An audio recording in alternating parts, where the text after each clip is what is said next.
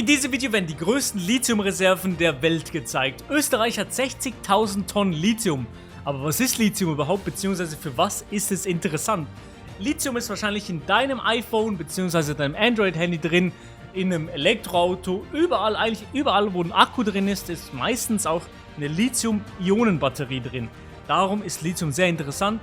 In jedem elektronischen Gerät wird fast Lithium gebraucht. Vor allem eben auch in Elektroautos. Und es wird momentan sehr, sehr viel in Afrika abgebaut, wo auch viele Leute ausgebeutet werden. Und das sehen wir jetzt wahrscheinlich dann gleich hier, viele afrikanische Länder, aber vielleicht nicht mal. Vielleicht gibt es noch extrem große Lithiumvorräte. Ja, Kongo ist hier zum Beispiel hier gerade gewesen. Deutschland? Indien, auch auch ein riesiges Land natürlich. In China natürlich auch. Australien, okay. Chile? United States? Argentinien und? Bolivien, ja moin, kein Afrika.